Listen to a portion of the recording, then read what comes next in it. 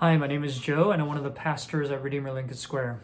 Let me read for you today's passage, which comes from Deuteronomy chapter 4. And I'll read for you verses 23 to 24, and then I'll jump down and read verses 30 to 31.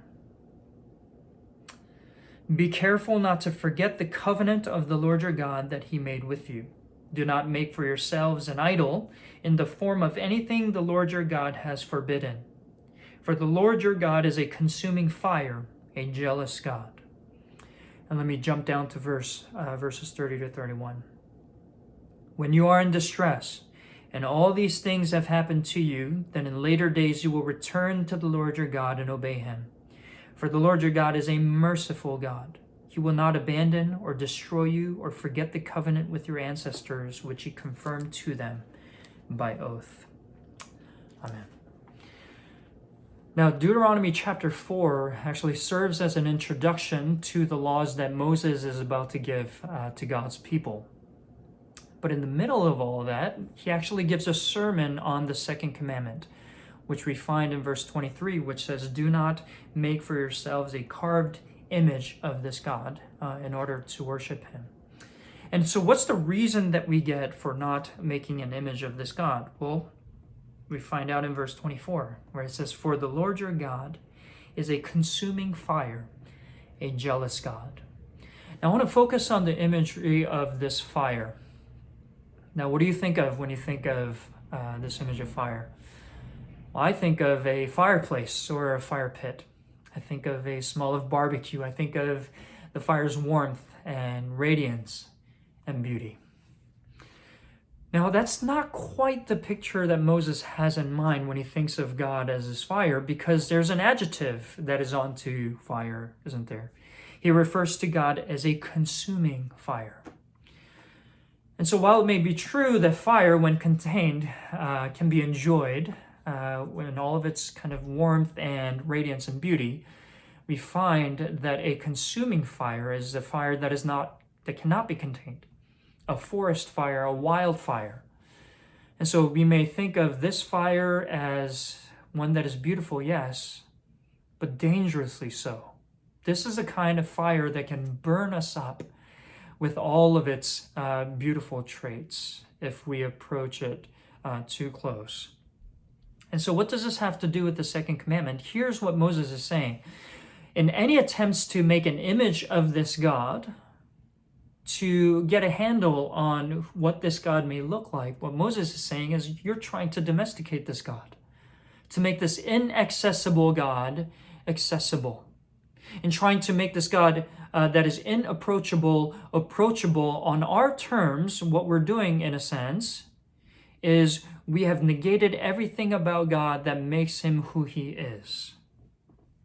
And so, we do this in a lot of ways too, don't we? A lot of Christians and churches, we love talking about a God of love, but we get uncomfortable when we begin to talk about a God of justice. When we think about Jesus, we love thinking about this Jesus who is gracious, who invites us warmly. But we get uncomfortable when we think about this Jesus who says, if you want to follow me, you better take up the cross and follow me. Meaning that there is a life to be had and a life with Jesus that calls forth a life of suffering for the sake of others. And this God cannot be domesticated. And in a sense, this God would tell us that if you want to approach me, you approach me on my terms, for who I am, or not at all. And so if you're to look at all of chapter 4, Moses goes on to describe that if we were to do this, for the people of God, if they were to do this, there's judgment that is waiting for them. And so after he lists those judgments, there's a curious thing that happens, because if you jump down to verse 30, again, he says, when you are in distress and all these things have happened to you, when judgment comes upon you, and in later days, Moses says, you will return to the Lord your God and obey him. He's saying you're going to have judgment come upon you, but you're going to have a change of heart. Now, is that going to happen out of the goodness of these people's hearts? No. Why does this happen? Moses tells us in verse 31, he says, "For the Lord your God is a merciful God. He will not abandon or destroy you or forget the covenant with your ancestors, which he confirmed to them by oath. What Moses is saying is it's out of the sheer mercy of God that you will return to him and be in the right relationship with him again. Now here's what's happening. We're getting two character traits of God, aren't we? On the one hand, we get a picture of this God as a consuming fire who is all glorious, who has this unapproachable light about him. On the other hand, we get the soft picture of a God who is merciful. Now the question is there any way in which God can maintain those two traits, holding them to their fullest extent at the same time? Or does he need to sacrifice one in favor of the other at times? Well, what we find in the New Testament when we get to Philippians chapter 2 is that he is indeed able to do both. Let me read for you. Philippians chapter 2, starting in verse 6. And this is Paul talking about Jesus, where he says, who being in very nature God, did not consider equality with God something to be used to his own advantage. Rather, he made himself nothing by taking the very nature of a servant, being made in human likeness. And being found in appearance as a man, he humbled himself by becoming obedient to death, even death on a cross.